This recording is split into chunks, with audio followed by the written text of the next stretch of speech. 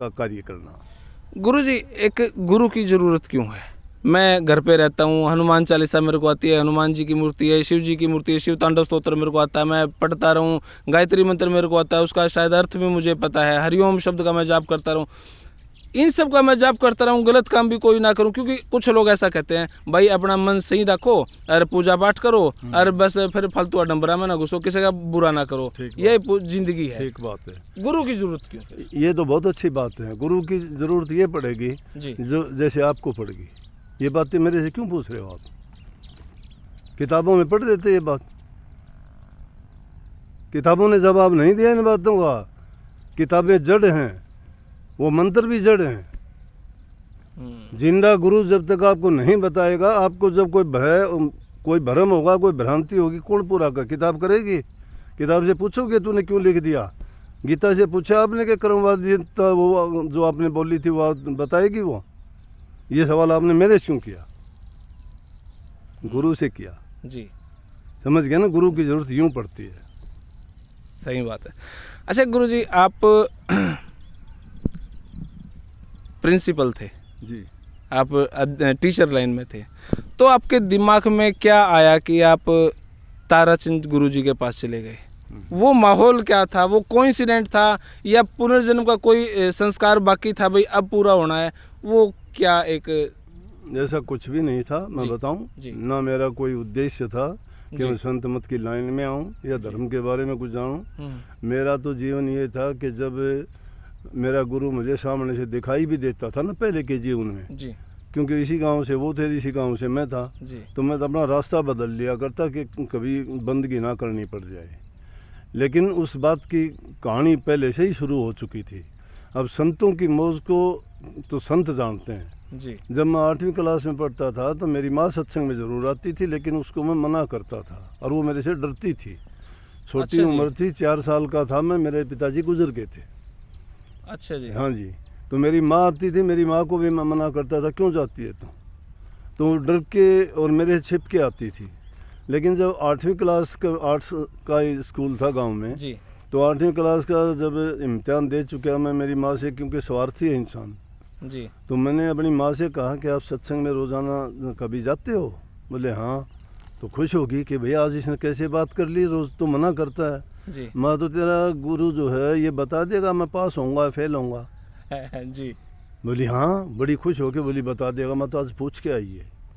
बड़ी खुश होगी क्योंकि उसको जाने की इजाज़त भी मिल गई और ये होया कि भाई बेटा आज तो जो चीज़ से मना करता था आज ये जाने की कर है। गई, जाके पूछ के आई। मैं बोले मैं इंतज़ार में था। मैं बोलूँ क्या बताया?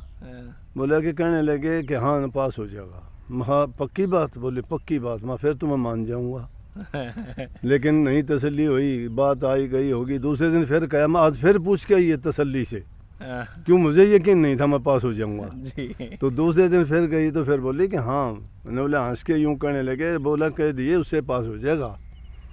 तो रिजल्ट आ गया, पास हो गया। फिर बोली कि देखा भाई, क्योंकि उसका मतलब ये था कि अगर ये बात मान लेगा तो महाराज जी के पास जाना शुरू कर देगा कि महाराज जी ने बताया था हो गया कि नहीं पास। माँ वो क्या हो गया, मैं पेपर करे थे हो गया भूल गया मैं, क्योंकि इंसान स्वार्थी तो है ही इतना। उसके बाद कोई आना जाना नहीं, कोई बात नहीं। मैंने 11वीं करी, 12वीं करी, कॉलेज में पढ़ने लग गया। समाज की हैं ऐसी बातें, घर परिवार के लड़के थे, साथ के शराब पीते थे, बीड़ी सिगरेट पीते थे, छोटी उम्र में शुरू कर दी थी। आपने पी? जी, बहुत पी। अच्छा जी। क्योंकि फौज में लगभग परिवार के लोग थे और घर वाले जो लेके आते थे मिलती थी और पीते देखते थे तो कोई किसको मना करता। फिर देखते देखते हम भी सीख के छोटी उम्र में बीड़ी सिगरेट शुरू कर दी थी। तो घर वाले भी चाचा ताए थे, परिवार के लोग, वो थोड़े से दुखी हुए कि अच्छा लड़का था ये, पढ़ा लिखा भी है और शराब में बुरी आदत है। तो मेरे से कहने लगे भाई बैठा उठी करते इकट्ठे बैठते थे, अब तो ज़माना नहीं है जी, हुक्का पीते इकट्ठे बैठते, बातें चलती, संयुक्त परिवार। हाँ जी। तो कहने लगे भाई महाराज बहुत अच्छा है, वो भी आया करते, बुज़ुर्ग थे। बोला कि एक दिन चल, वहाँ बड़े मज़े हैं, आराम से बैठते हैं, चाय पीते हैं, मिठाई मिलती है। अच्छा चलो। ने बोला ना चल दिखा के लावा एक दिन। मैं चलो आ गया उस दिन उनके कहने से। जी। आके बैठे, जैसे 5-10 आदमी थे। महाराज जी 3 बजे वो सत्संग की छुट्टी करके छत पे बैठते थे। 2-4 गांव के बुजुर्ग आदमी वो थे, चाय बनवाते, उसके साथ मिठाई वगैरह दी, चाय मुझे भी दी। तो उनकी दृष्टि मेरे पर थी महाराज जी की। तो चाय लेके नीचे आया। नीचे जब आए तो बोले बोल माँ भैया, तो बहुत मज़े की बात, अच्छी तो बात सुनो और चाय और लड्डू खाओ आराम से जी। क्योंकि जब तो गुड़ भी नहीं मिला करता। जी। तो अगले दिन फिर बोले, दूसरे दिन बोले कि चलना के मत चलो। दूसरे दिन फिर आ गया। दूसरे दिन आया। इस तरह से 2-3 दिन जब आ लिया तो एक दिन मैंने सोचा, वहाँ कहते हैं कि भाई ये महात्मा है, इतना सिद्ध पुरुष है, ये है फलां, तो मैं ये बातें हैं। तो आज देखता हूँ वो एक हवलदार था, आज तो गुजर गया, 2 दिन हो गए उसको।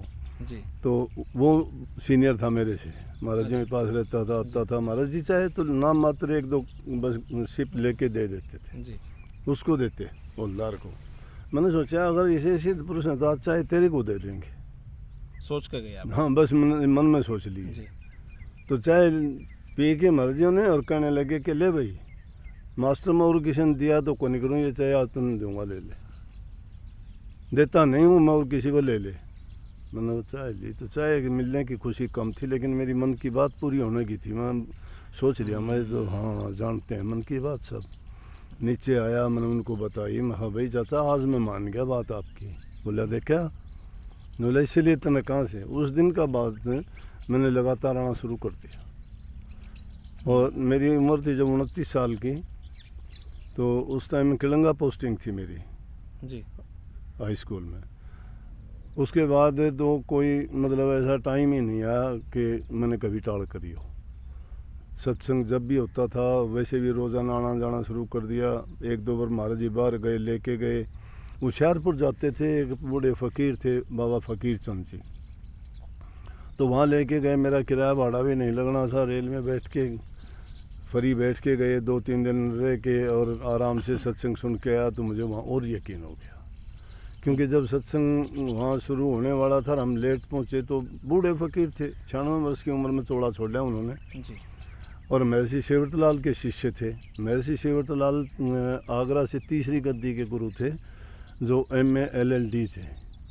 और उन्होंने 4-5 हज़ार तो पुस्तकें लिखी हैं, सब धर्म पर, जैन धर्म, जितने भी मत हैं आर्य समाज पे, पहले आर्य समाज में थे वो जी। तो वहाँ जब हम इंटर किया तो लाउड स्पीकर पर बोलने लग रहे और वहाँ पे उन्होंने कहा कि देखो वो आ गया मेरा गुरु। मैं बोला गुरु कौन आ गया? इधर उधर देखा कोई नहीं, देख के और उस कहने लगे महाराज ताराचंद को, वो फकीर चंद जी, और हालांकि वो उनके गुरु भाई थे।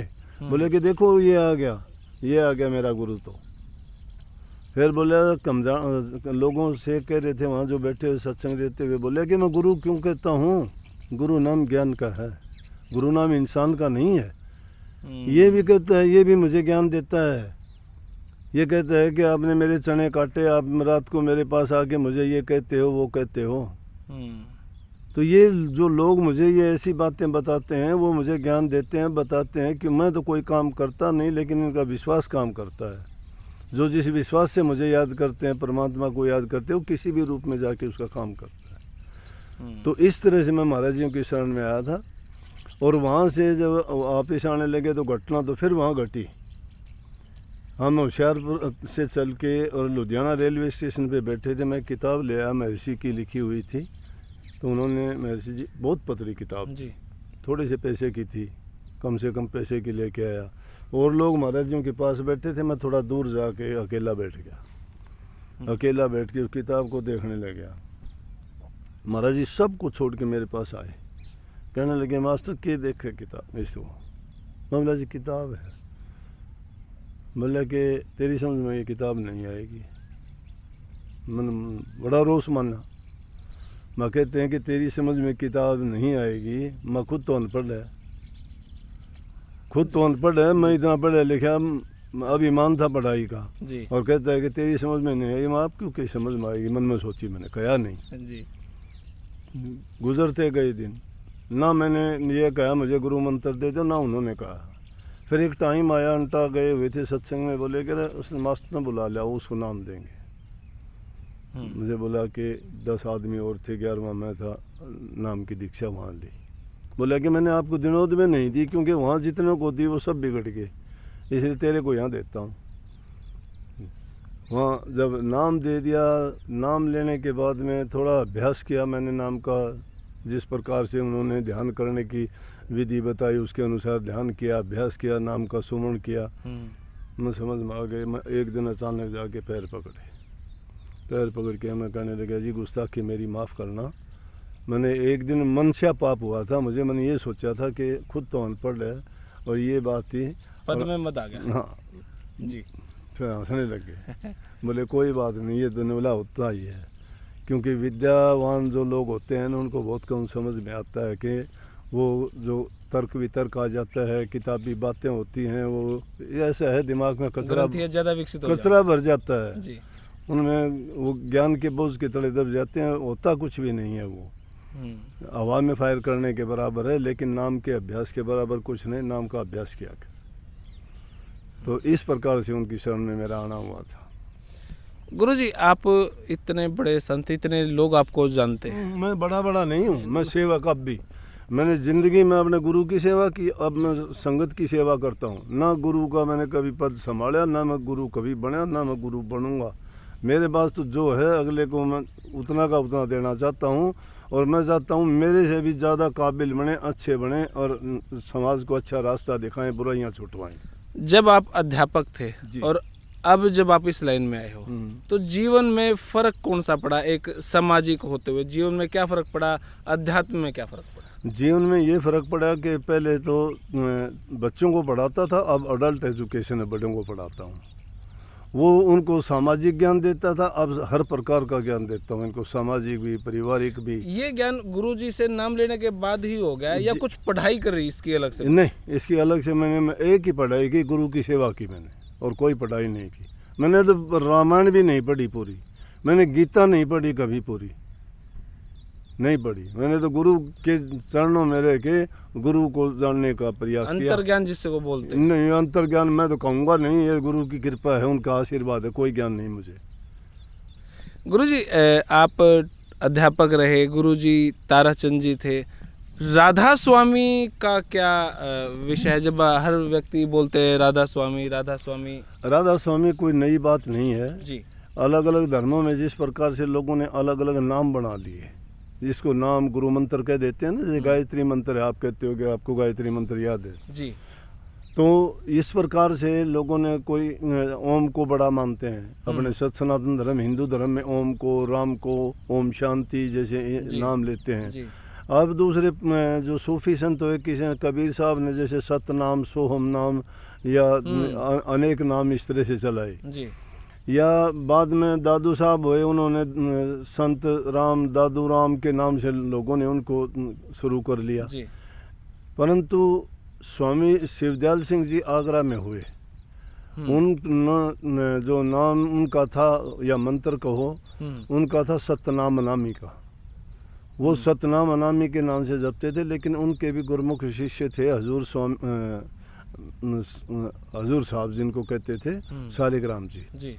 तो वो भी बड़े पढ़े लिखे थे, पोस्ट मास्टर जनरल थे अंग्रेजी प्रेसिडेंसी में, और जितने अंतर्देशीय ये लिफाफे हैं, मनी ऑर्डर्स हैं, ये उन्होंने ही चलाए थे। महर्षि दूसरी गद्दी के जो गुरु थे आगरा में जी। पोस्ट मास्टर जनरल के कुछ ही 2 या 4 ही पद थे उस टाइम में पूरे हिंदुस्तान में। तो वो स्वामी जी महाराज के शिष्य थे, वो इतना अभ्यास करते थे। तो स्वामी जी महाराज ने अपने शिष्यों से एक दिन कहा कि तुम ऐसी चीज़ खोज के लेके आओ जो अलग हो, अलग।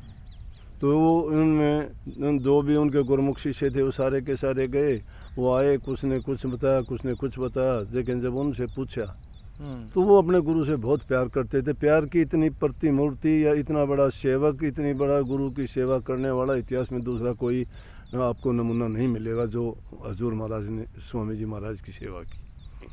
और उन्होंने सेवा बाणी जो लिखी है उसमें पूरा उन्होंने तहरीर लिख रखी है कि शिष्य को गुरु की सेवा कैसे करनी चाहिए। मतलब गंदी मंदी, खरी खोटी, बुरी भली, गुरु जो कहता है चाहे कुछ भी कहे वो शिष्य के हित में होती है, और शिष्य को चाहिए कि अपना सब कुछ अर्पण कर दे। लेकिन गुरु को भी ये चाहिए कि उसका कुछ नहीं ले। तो उन्होंने जब ये अपनी खोज पूरी करके आए तो उन्होंने बताया कि जी, बोले कि हाँ, आपने क्या देखा, आप क्या खोज के ले आए? बोले जी, मैं ये खोज के ले आया, जहाँ आप सतनाम अनामी का नाम बताते हो वहाँ तो राधा स्वामी नाम है। उन्होंने इस नाम को प्रकट किया था। स्वामी जी महाराज ने अपने आखिरी वचन में ये बात उन्होंने स्पष्ट करके सबको बुला के कह दिया था कि देखो भाई, मेरा नाम मत तो सतनाम अनामी का था, मेरा मत। अब आपने जो नाम की बात कही ना, मत का आ गया है, ये मत है, ये मत है सारे के सारे। नाम तो एक ही है खुदा का, उसको अल्लाह कहो, गॉड कहो, वाहिगुरु कहो, कुछ भी कहो, लेकिन उसको है वो एक ही सत्य है। तो उन्होंने कहा मेरा सतनाम अनामी का था, लेकिन ये राधा स्वामी नाम हजूर महाराज ने प्रकट किया, इसको चलने देना। उसके बाद राधा स्वामी नाम पड़ गया और उसी नाम से ये मत चला। फिर तो राधा नाम, इसके मायने ये है, राधा नाम है आराधने वाली शक्ति का। आराधने वाली शक्ति है हमारी रूह, आत्मा, जीव आत्मा जिसको कहते हैं, और स्वामी कहते हैं मालिक को। तो ये योग हो गया कि आत्मा को परमात्मा से मिलाने का, क्योंकि ये आत्मा परमात्मा से जुदा होकर इस काल देश में आई है, और इसको जो है यहाँ के अपने कर्म करीने से बंद की। जैसे कर्म करते गई वैसे भोग भोगती गई, भोग भोगने के लिए जन्म अलग अलग मिलते गए, अलग अलग योनि मिलती गई। लेकिन जब गुरु से नाम की दीक्षा लेकिन आध्यात्मिकता का जो करनी करने का तरीका बताया, उस रास्ते पे चल के इसका जो कल्याण का रास्ता था वो राधा स्वामी नाम से जाना जाने लग गया। देखो भाई, राधा स्वामी का जो डेफिनेशन थी भाई, कहाँ से आया, क्यों हम राधा स्वामी बोलते हैं, इसका मतलब क्या है, ये अपना पता लग गया। गुरुजी, अंतिम प्रश्न की तरफ। समाज में बुराइयां बहुत हैं, घर परिवार में चिंताएं बहुत हैं, अभी हर व्यक्ति आपसे कनेक्टेड नहीं है, 125 करोड़ जनता है, तो अगर उसको एक मैसेज देना चाहें, अगर वो ज़िंदगी में खुश रहे तो क्या? ज़िंदगी में खुश रहने के लिए इंसान बुराइयों को त्याग दे, जितनी भी बुराइयां हैं, और हर इंसान। अब किसी भी बात का कैसे पता चलेगा ये बुराई है? जो दूसरे लोगों को अच्छी नहीं लगे वही बुराई है। जो सबको ये बात बुरी लगे लोग अपने आप बता देते हैं, जो दूसरों को अच्छी ना लगे वो बुराई है। खुद को तो अच्छी सब चीज़ें लगती हैं। शराब पीने वाला भी लाख गुण बता देगा कि हाँ इसमें ये गुण है, इसमें नींद आ जाती है, चिंता मिट जाती है, आदमी मस्ती आ जाती है ना जी। तो लेकिन दूसरों से पूछ के देखो कि शराबी की क्या हालत होती है। घर बर्बाद करता है, पैसा बर्बाद करता है, संतान को बर्बाद करता है, समाज से गालियाँ खाता है, और जीवन बर्बाद करके अपना सब कुछ संपत्ति लुटा देता है। बर्बादी अपनी करता है, नफरत दूसरे लोग करते हैं उससे। बहुत बहुत शुक्रिया गुरु जी, बहुत बहुत धन्यवाद आपका, इतना टाइम लगाया, खुशी हुई आपसे मिलके, और अच्छे जो आपने प्रश्न पूछे जी, तो वो भी बहुत अच्छे। राधा स्वामी मत के बारे में जो पूछ के आपने और भी अच्छा किया। और उसका एक छोटी सी बात में समापन कर दूंगा कि उसका ये है, उसकी पूरी परिभाषा कि राधा आदि सूरत का नाम, स्वामी आदि शब्द निज धाम, राधा प्रीत लगाउण हारी, स्वामी प्रीतम नाम कहोरी। ये राधा स्वामी मत की डेफिनेशन भी है और समझ भी है। आप पढ़े लिखे हो, बहुत शास्त्री हो, हिंदी में भी आपकी, मैं तो 10वीं तक पढ़ा था हिंदी, मुझे हिंदी विंदी ज़्यादा अच्छी नहीं, मैं तो देसी आदमी, देसी भाषा बोलने वाला, क्योंकि जिन लोगों में रहता हूँ ना उन में रह के मुझे मज़ा आता है। ये अपने कम शिक्षा वाले लोग, गांव के रहने वाले लोग हैं, इनकी अपनी हरियाणवी भाषा, हरियाणवी बहुत, और मैं उनकी भाषा ही बोलना, जो जैसा बोलता है ना वैसे ही बोल के खुश होता हूँ। जैसे कोई कहता है ना उड़े गए हो तो क्या करे हो, तो मैं वो बोल के भी खुश होता हूँ। पंजाब वाले आते हैं, मैं पंजाबी बोल के भी खुश होता हूँ, और हिंदी वालों के साथ हिंदी। बहुत बहुत शुक्रिया, बहुत अच्छा, बहुत मिलके खुशी हुई आपसे जी। तो भाई ये था पहला इंटरव्यू, कॉमन सी बातें जो आम आदमी घर में बैठ कर समझे। उसके बाद दूसरा इंटरव्यू, तीसरा इंटरव्यू, चौथा इंटरव्यू, जितना मेरा सौभाग्य है उतना मुझे मिलता रहेगा। अरे भाई भागता फालतू तो किसी ने मिल नहीं सकता, समय था पहले भी। संत दे सकते हैं, संत दे सकते हैं, समय से पहले भी, भाग्य से ज़्यादा भी। जी जी ये बात भी सही है, अब तो मेरे मिल जाओगा। तो भाई यह वीडियो आपने कैसी लगी, गुरुजियों को लेके आगे के प्रश्न कमेंट बॉक्स में लिख देना। अब आगे के जो इंटरव्यू होंगे वो थोड़े से अध्यात्म पे होंगे। ये जो इंटरव्यू था ये वो था जो हम हमारे घर में सांसारिक मोह माया में है, और आगे के इंटरव्यू भाई थोड़े से डीपली रहेंगे, और डीपली और डीपली और डीपली। तब तक के लिए धन्यवाद। जय हिंद, भारत माता की जय।